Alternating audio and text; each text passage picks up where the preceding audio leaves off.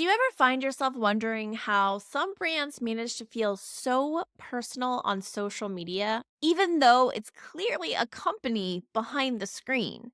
Today, we're diving into how brands, big and small, can personalize their responses and show up authentically on other people's posts.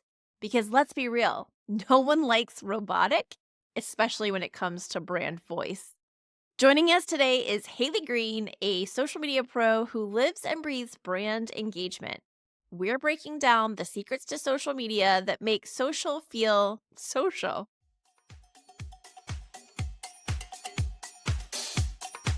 Welcome to the Social Media CX podcast, where social media meets customer experience and where all fires, no rainbows is the current reality for most brands. I'm Brooke Sellis, CEO of B Squared Media, and I'm on a mission to change that. Social media can be the MVP of your CX strategy, and I'm here to show you how. Each week, we'll tackle the challenges of social care head on with candid interviews, real world case studies, and actionable advice to turn your social channels into loyalty building, revenue driving dopamine machines. Whether you're managing customer complaints, trying to engage meaningfully, or just tired of missing DMs, this podcast is your guide to putting out the fires and building the rainbows.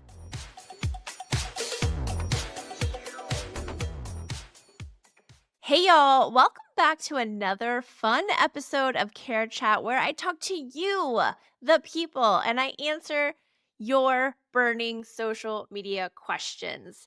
Today we have joining us Haley Green, a social media pro who lives and breathes for brand engagement.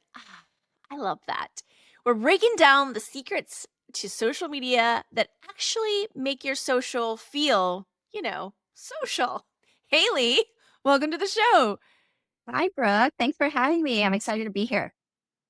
So excited to have you. Before we dive into today's questions, let's set the scene a little bit. What does a typical day in your life as a social media marketer look like?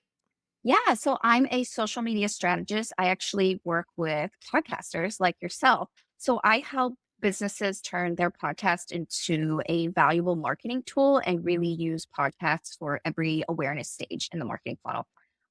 And I also help them build strategies to grow their show on social media. So a lot of times my clients may be running ads like Facebook or Instagram ads, or they're running mini chat automations to deliver like lead magnets or podcast episodes. And so I'm posting on their behalf, but I'm also engaging before and after I post. I'm answering questions that customers have, especially when it comes to like paid ads. That's really important. Yes. I love that you said paid ads, by the way, because a lot of times we have people do advertising or sign up for advertising services. And then they're like, oh, well, what do we do with all these comments? And we're like, you answer them because they're about the thing that you're running the ad for. And they're like, oh, no, we don't answer those. I'm like, Yeah, in one of my earlier marketing roles, I was just kind of a general marketing assistant, and this company was really scaling with ads. And I kind of raised my hand and I was like, hey guys, we're getting like hundreds of comments per day. Some people are asking questions, some customers, it's like customer service issue, and some customers are uh-huh. posting things that may or may not be true about your product. So I was like, we have to be on this. Yes, that's not even the topic of today, but Yeah, y'all, that is a major tip right there.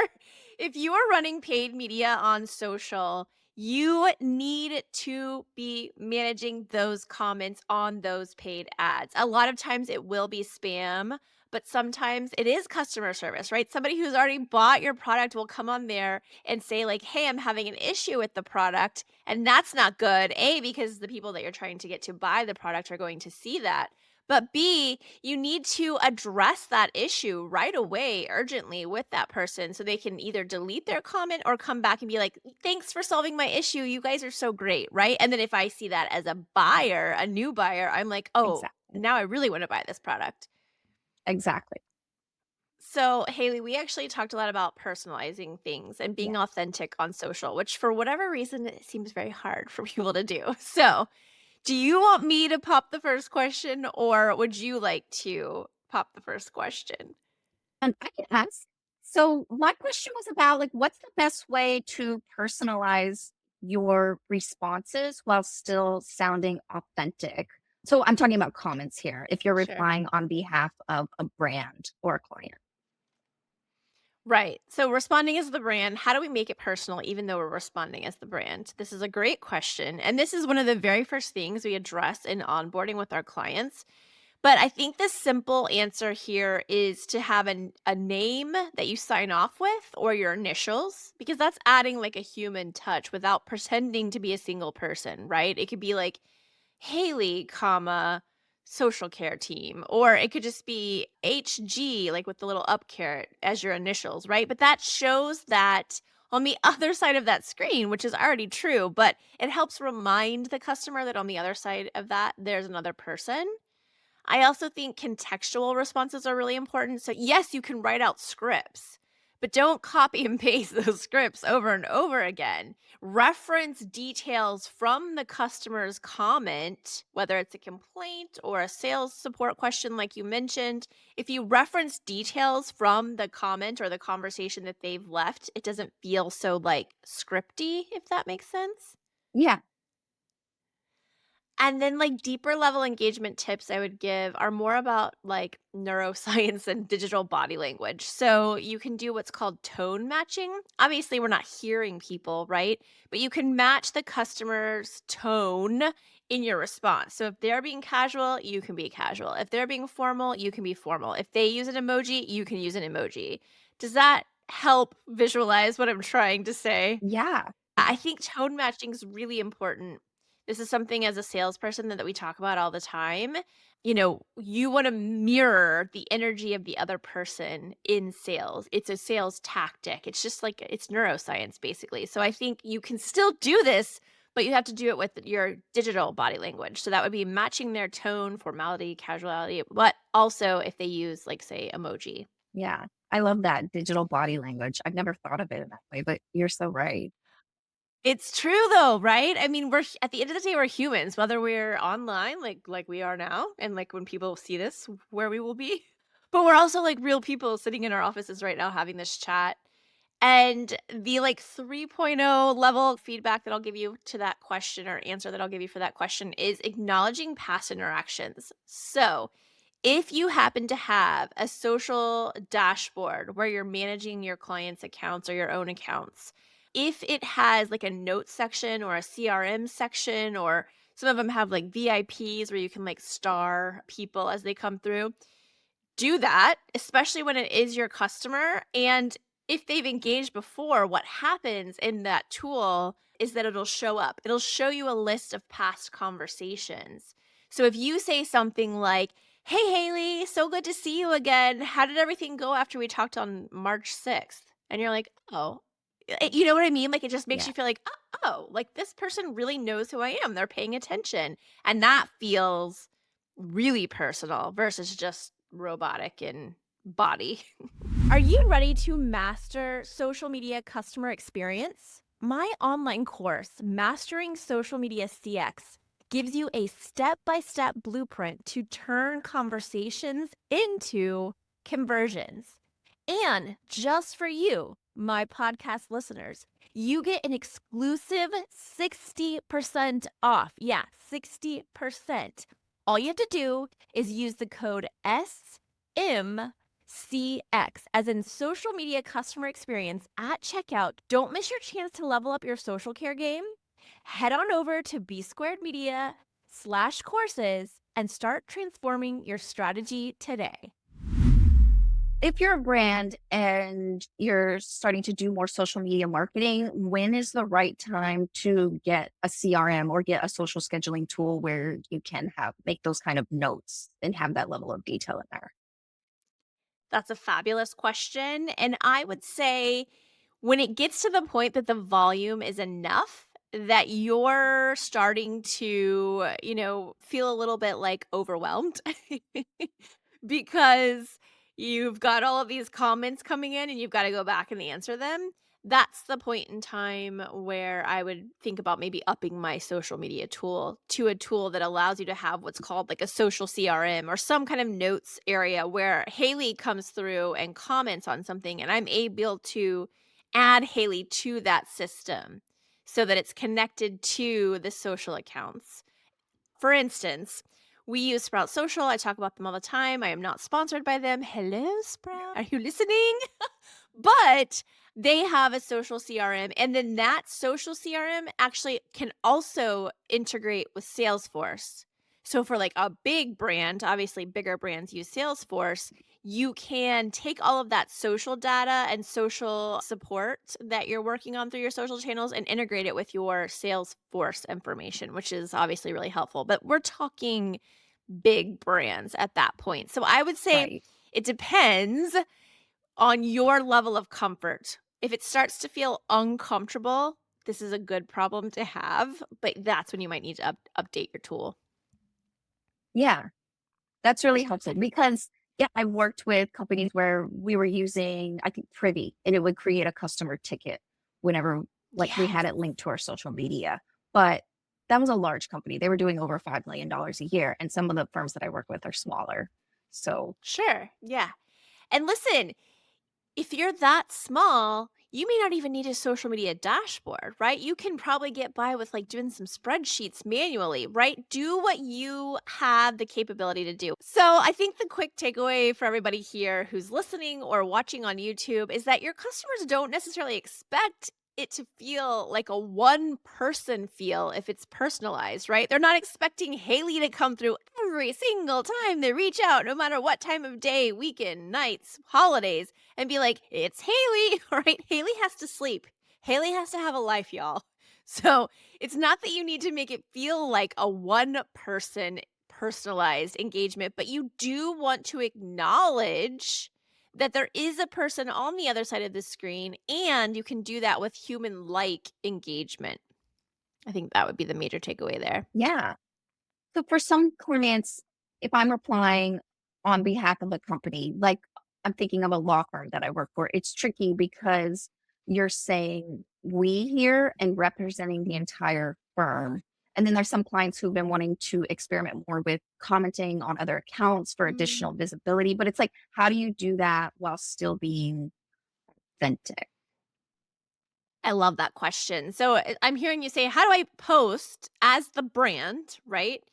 On other posts authentically. And we were talking about this in the green room in the Yeah. pre-call. Haley, you mentioned Duolingo and Yeah. Wendy's and another situation that you saw where somebody was like, what is going on? Can you just give that rundown for us? Yeah, so I know there's a lot of brands who have leaned into a really specific approach that has worked well on platforms like TikTok, thinking, yeah, Duolingo is a huge one that, Mm. but Wendy's, I think was one of the first. That was back on Twitter, like a long time ago. They kind of brought in that quirky, humorous thing, but those brands are household names, right? Well, what about these brands who are maybe even B2B? They're not personality driven brands, or maybe they are B2C, but it's not the right fit. How can we still comment on things and be part of the conversation? It's not necessarily about commenting on things, right? It's being part of the Yeah. conversation, but while being authentic and adding value to that discussion, right? Because those personality driven brands are adding value because they're being funny,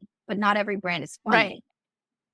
Right. Yes, I love this question because I think we've seen an uptick in this. Like there was a post not too long ago and for the life of me I cannot remember what the context was, but it was something along the lines of something happened and all these brands, like it's 5 or 6 brands like kind of globbed on. I think it was on Threads and they were kind of almost having like this big brand conversation between themselves and marketers were like, "What?" Anyhow, so yes, I think this happens a lot. And when you're a big brand like Duolingo or Wendy's or who was it? Starbucks might have jumped in. Big brands have big teams. They also have a lot of creative freedom. And smaller brands may not have all of those things, but I still think that they can engage strategically. So here's my advice there.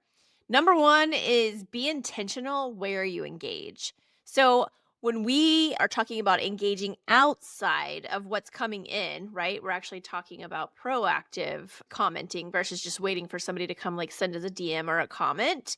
We use social listening.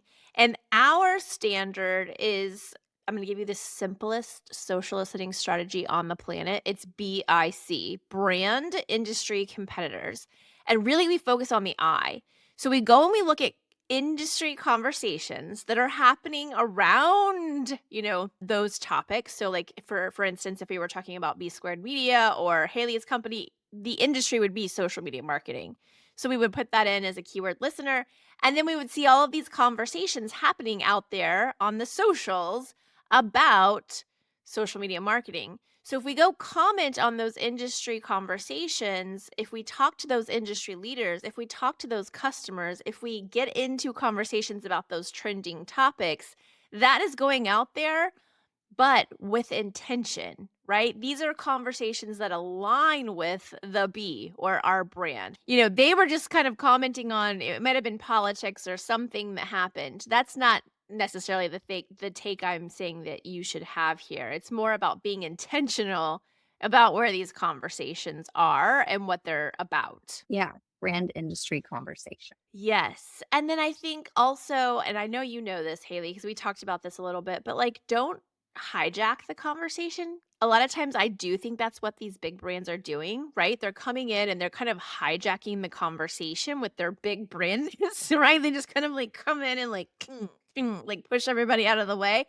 Don't do that, obviously. I think that your comments can add humor if your brand is humorous. But you could also add insight or ask a question. Don't be self-promotional and don't be funny if your brand's not funny, but offer value in some way, shape, or form. Yeah. So when you say hijacking conversation, what do you mean? Like, what's an example of that? So, like if we were looking at industry conversations around social media marketing and Haley sees a conversation from Brooke who's in the industry, and so I'm another, person peer in the industry, and I'm talking about, oh, what am I talking about? What's a controversial engagement? If I'm like, I did this the other day, by the way. Let's talk about engagement. What's that mean? Comments are worth about 10 times more than a like is. I'm saying something like that. And you come through and you're like, engagement is so important. And that's why for my clients, I do XYZ. See what I'm saying? You're being promotional, number one, which I think is a no-no, but you're kind of like hijacking this conversation. You're making it about you instead of about the conversation. And Haley did not do this. And I know she would never do this, but this is just the example that I'm giving. But do you see what I'm saying? Like, you're coming in and you're making it about you. I mean, I know you see this happen on social all the time. Exactly. It I because do. it does. Yeah. Yeah. Yeah. Especially on Like, let platforms us like, have that conversation. Yes. oh, sorry, I was going to say, I see that on LinkedIn.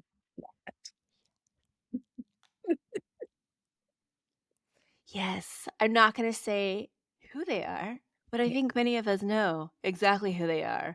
It rhymes with sand-splaining. That happens a lot on LinkedIn. I also think it's important to keep a consistent brand voice. Like you were saying, like they're so funny, but like what if I'm dealing with a law firm and if they're not funny, then stay true to that personality. So if it's like we're very professional, we're very buttoned up, then that's how you should be. Don't try to come in and like crack a joke or be witty if you're not. If you are playful and witty and sarcastic, great, then embody that. But I think it starts with knowing like who are we? What is our personality, brand personality, and what's our tone of voice look like? And then sticking to that. So, like, if you don't use emoji as a part of your style guide for your brand, then don't go out and try to use emoji as you enter these conversations because then you're not being you, right? Just be you, I guess, is the advice.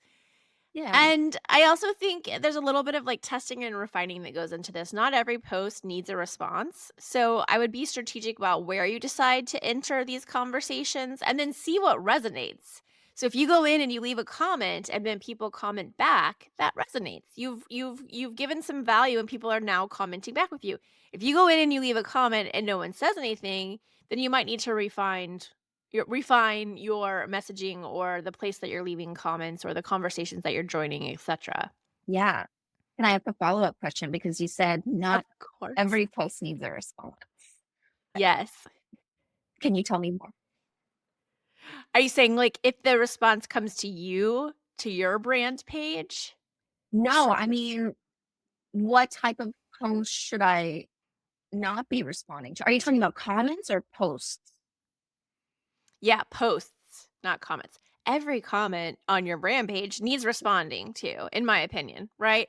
But if you're going out and posting, like as a part of a proactive commenting strategy, which I think is really smart, not every post needs a response. Like be selective. Like really think about like okay, you know what? This post is asking for ideas about engagement because engagement is low on social media.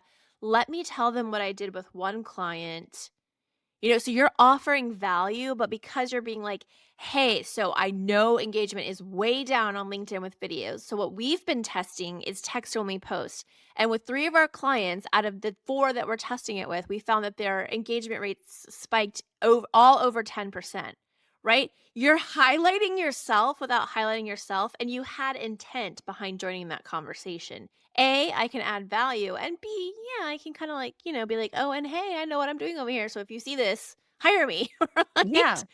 But you didn't go in with the intent of like hijacking that conversation. You went in with the intent of being valuable. yeah, that's helpful because working with a lot of brands too, especially on the thought leadership side of things, where I'm like, hey, we need to be engaging with people, right? It's social media, it's social Mm, media, right? We mm-hmm. need to be talking, not just talking at people, especially Yeah. these days where so many people are posting. Yeah. There's so much noise. There is so much noise. And I really do tell people that when you think about all of the social media algorithms, there's all kinds of ways that people can engage with you. You get that engagement data. Likes, everybody's like, "Oh, we need more likes, we need more likes." Okay, a like is like let's pretend like there's a point score in the algorithm. A like is like a 1. You get a 1 with a Yeah, like. A comment, however, is like an 8 or a 7. If you have continuous conversation, it turns into a 10 really quickly. So you'll notice if you post something and you start getting a lot of comments, you'll see that the reach and the impressions like exponentially explodes because you're having that back and forth conversation. So being social on social works. I hate to break it to you. exactly. And, I don't think you need $1 million budget. I don't think you have to be a Duolingo or a Wendy's. Shout out to y'all because y'all are doing amazing, but we Yeah, don't have y'all's budget, right? Like, you don't have to have $1 million budget to engage like the big brands do. You just need that clear voice, knowing your tone and voice, a strategy, the intent behind the conversations that you want to join, and just the willingness to show up. The willingness to show up is like 95% of it because so many people, like you said, Haley, just don't do it. right. And then they are like, wait, we're not getting any comments, we're not getting likes, we're not getting engagement. It's like, because it has to be a conversation. Yes, 1,000%. So, Haley, if I can turn it around and ask you a question, Yes. what was the biggest tip you feel like you got today, or the biggest takeaway that you're like, yes, that's so great. I'm going to go do that thing? I think, well, it's not that I'm going to do this thing, but it really stood out to me what you were saying about don't hijack conversations, don't be self promotional. Just ask a question or add an insight. I think asking a question is a good one because I haven't thought of that. And that's a way that I like to have conversations, right? Like I'm trying to be more of a listener than speaking. And I Yes. never thought to apply that to social media. So that was such a good insight. Yeah, and even if it is you, like, lending that expertise, like the made up example that we gave, it could be like, "Have you tried this?" XYZ question mark. Still a question, but you're still adding value because it's something that you've done that was successful. Right. And because you're asking a question, they're more likely to respond. We instinctively want to close that loop. So that's a great way to continue the conversation. So that I think that was the thing that stood out Yeah. to me most. I'm so glad. I hope everybody who is watching or listening also got that value. Haley, where can we find you? Where can we connect with you? How do we continue the conversation with Haley Green? Yes. So you can connect with me on my website. It's haleygreen.com. It's It's HALEYGREENE. I have a very simple name, but both my first and last name are constantly misspelled because there's a million ways to spell Haley. And then I'm also on LinkedIn. Yay, LinkedIn. Gosh, I love that's how we got connected. So listen, y'all, the biggest takeaway, like we said, ask questions, join the conversations, and just show up. I think that's 95% of the battle in keeping the social in social. It's just showing up. So try out one of these tactics this week. Tag me if you do so I can hear about it. That goes to you too, Haley. If you start asking these questions and they work, please tag me on social and let me know. And that brings us to the end of another Care Chat. Thank you, Haley, so much for joining us and for bringing us your real world social media challenges. Thanks for tuning in to the Social Media CX podcast. If you loved today's episode, don't forget to subscribe, leave a review, and share it with someone who needs to up their social care game.